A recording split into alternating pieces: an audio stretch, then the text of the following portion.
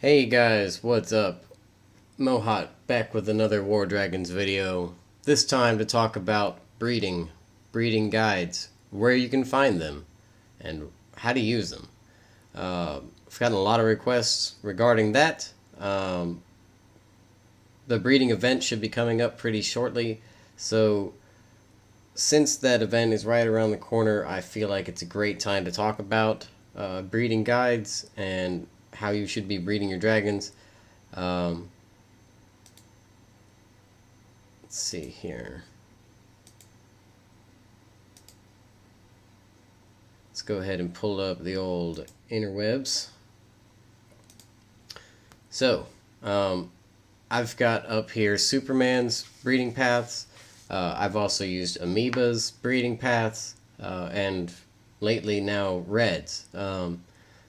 Superman's and Reds you can find on the forums at wardragons.pocketgems.com. Um, do a quick Google search. Basically, they all read the same. Reds, however, is in a Google spreadsheet that I cannot show you since it would show my actual Google ID, um, as well as I can't get Excel to work properly with the broadcasting software. So basically, if you can read these other two, Reds shouldn't be that much more involved. However, Red does have a lot of great information in her, so I definitely recommend checking it out. Um, So let's get started here. Let's pull one of these pictures up. Let's make it bigger. Um, Boom. Okay. So you'll see up here at the top, it says Superman's Ultimate Garnet Breeding Plan. 2.9 million tokens. That's total. That's, see, it's down here at the bottom. Total. All the way from the beginning first dragon up to Icicle, who is a Garnet tier. Um, You'll also see it says that it's the Whale Cthulhu path with back reads for Joel, Apophet, Anapa, and Kaiju. Um, I don't know if I'd actually recommend that one. Let's go back again. This is a pretty fast, aggressive path. Let's pick another one. Come on here, internet. Let's try this one. What does this one say? Whale Consurgence path. Okay. Okay. This one costs a little bit more in tokens. Um, I do like Whale and Consurgence. We're both great dragons. Those are both gold tier. Um, that's when things start actually breaking apart, and you'll see that when we look at Amoeba's guide as well. Um, but basically, you're probably not actually following the guide up to this point, um, meaning that you've been bouncing all over the place with your dragons. You probably, if you were to need Kelsis, you might already have Habrak and Lucius. Maybe you don't have Luminarch. You know, um, some of these dragons will be bounced around a little bit because of what you've already done. But basically, you want to try to go back to the farthest one that you need. Like if you like the example I gave before, that you already have Habrak and Lucius, but you need Kelsis. Kelsis is the farthest one back that you need. You already have Bronze and Etzel and Slinks and Anchor. Kelsis. Okay. Well, then you're going to want Bronze and Draco. You can select them in the breeding tab. Let me switch back over to the game and show you that. So in the game, you can go to this breeding tab and select the two dragons that you want to breed. Where those two we were talking about, Draco is way back at the beginning. Draco's a red tier.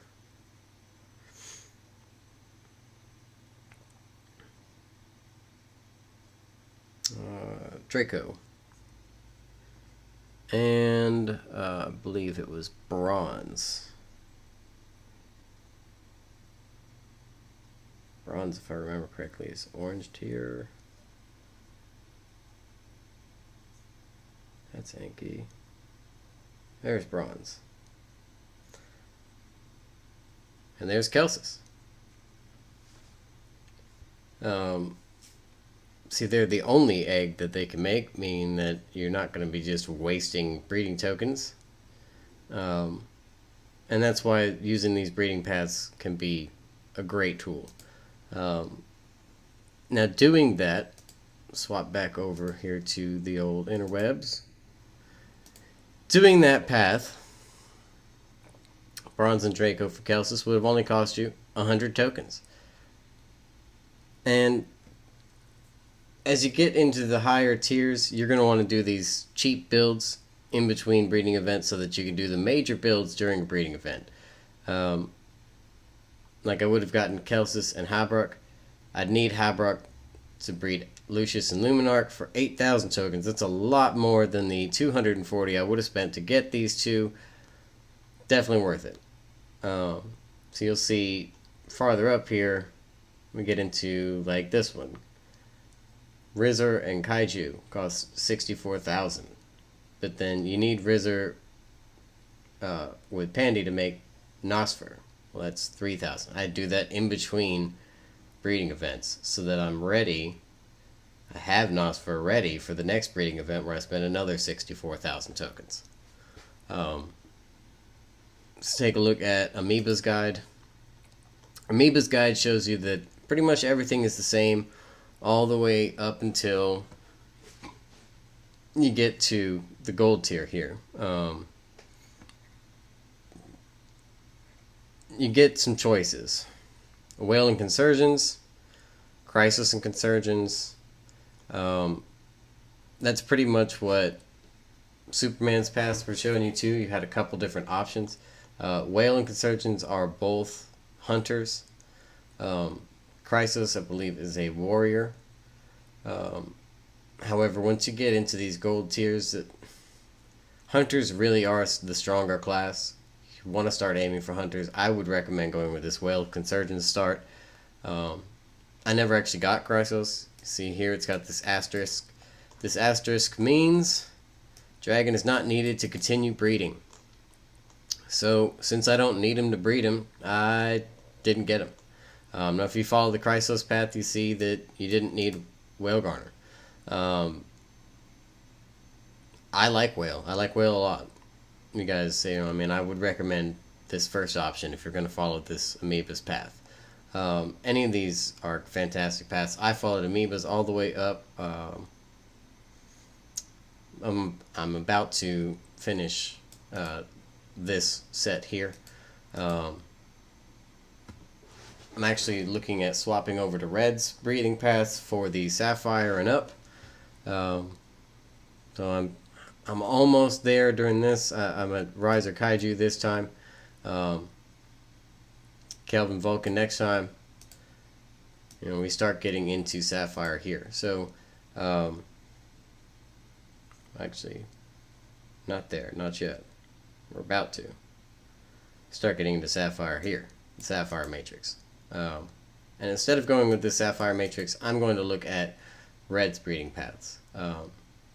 Like I said, I can't actually show you hers, but they pretty much work the same way. It's going to show you the parents, give you the kid, tell you how many tokens it takes, so that you can save these up in between breeding events. Now, a word to go with that. Let me swap back to the game because I never realized this. I wish I had. What you need to do once you start getting into these higher tiers is you need to rely on your season here. Let me show you what I mean. Alright, so Canaris, right? There was this split in the season. Let me get that out of the way. This split in the season. And I never take these little paths that go off. At the end of Canaris, it says this 30% food production for the rest of the summer season. Alright. Borgian shows 30% wood boost for the rest of the season. And in Zamorak's line, we have 100% token bonus. Now that means that we're going to double the amount of breeding tokens. I'm not sure if this is going to stack with Elite or not. I doubt it. I'm willing to bet that if you've got a 40 token breeding mission, you'll get 40 tokens plus 40 tokens for Elite plus 40 tokens for this summer season bonus. That you won't get, 40 plus 40 plus 80. Um, but that's definitely the way to go if you can get a lot more tokens. I mean, I've managed to gather 70,000 since the last breeding event. With another boost to that, you might actually be able to make these sapphire matrices in between where they're requiring quite a bit of tokens. See, they were 125,000, 200,000, 195,000. That's a huge amount of tokens just for a single dragon. So, in order to get him as quickly as possible, that's the way to do it.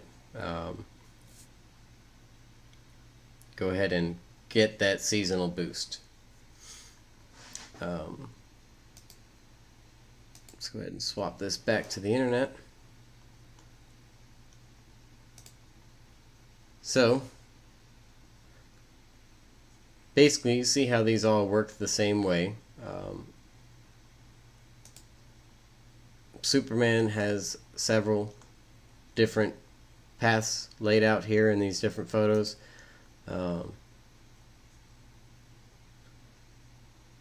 Consurgence, Crisis path of backbreeds. Sacrum, Chrysos path. Whale Cthulhu. Several of these dragons I didn't get, and you're going to miss several of them by choosing the different paths. You know, I mean, if I go Whale Cthulhu or Cthulhu, see, who do I miss in here? Doesn't look like I'm ever getting Chrysos at all.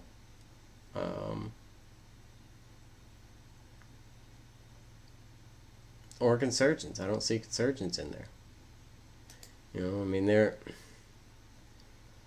So you kind of pick your poison. You're not going to get all of them. I guess you could. But why would you? Some of them aren't that great. Some of them are. Really, any of these paths will lead you down a strong road. I would recommend any of them. It all depends on your playstyle, what you like. I would recommend hunters. If you're not good with hunters, go with them anyways. Let's start practicing. Hunters can be the strongest class in the game, I think. They do an immense amount of damage, but they just can't take a whole lot themselves like a warrior can. The warrior just doesn't deal enough damage. I'm finding at these higher levels, the Tauron and Sage that I thought were going to be so amazing just can't keep up. And it's a shame, but you know, things change throughout the progression through the game, and hunters are the high level kings. So if you're not good with them, practice with them, get good with them. And I'd recommend choosing a path that covers several hunters. Red's got a breakdown in her guide that show the different strengths and weaknesses of certain builds. So I definitely recommend checking out Red's sheets when you get a chance. Again, they're at wardragons.pocketgems.com. The Red Delilah. She does a fantastic job. Breeding paths are what she's obsessed with. So definitely listen to her. She knows what she's doing. Okay, I hope these have helped you out, guys. Give me a like and a subscribe below. Hit me up with any comments. Let me know what else you'd like to see, what else I can cover, what else I can help you with. Until next time, thanks for watching.